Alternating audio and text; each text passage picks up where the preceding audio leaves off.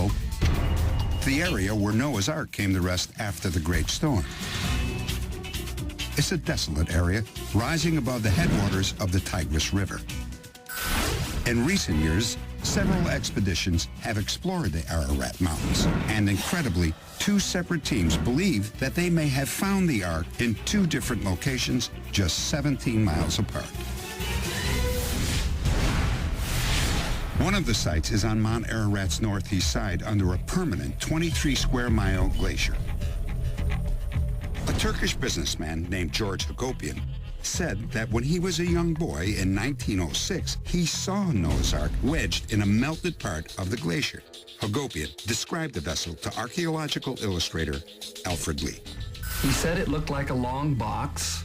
It's rectangular, and the corners were kind of rounded a little bit. The sides sloped in slightly. The roof, he said, was basically flat with just a slight pitch to it. And there was a stair kind of apparatus at one end. His uncle hoisted him up onto this ladder, and he walked on up onto the roof. And there, all the way down the middle of the roof, he saw these holes. And he stuck his head in, and it was dark. He shouted, and his voice echoed and re-echoed inside.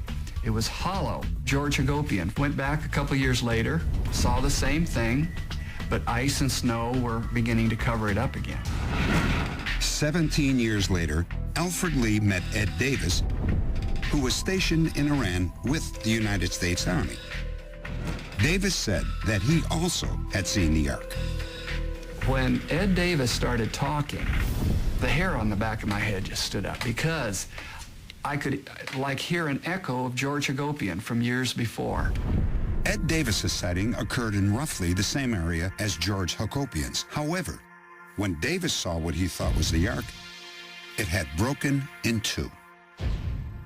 We waited a while, and the fog kind of lifted, and it shone through kind of a funnel, and it showed the Ark in the end. You could see in the end of it, and we saw both parts. You stand there with your mouth wide open.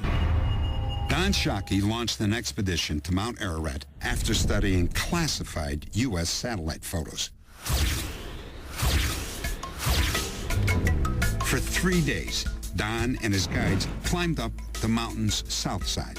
Our whole goal was to get to the spot, over the top, down the glaciers to this particular location and verify what the satellite information had told us. The Turkish government prevented them from traveling to the north side. So Ahmet, a Turkish guide, continued on by himself.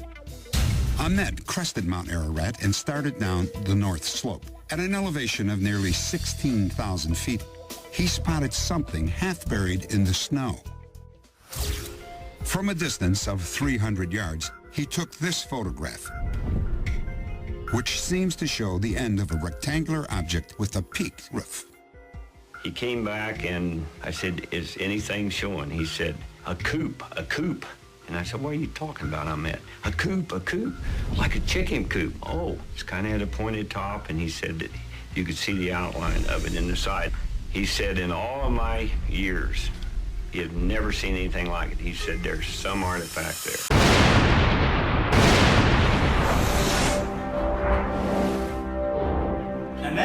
And then we found some ropes. The discovery of a wood fragment is encouraging. In 2009, a stunning discovery in the remote regions of Mount Ararat pointed researchers back to the source of history.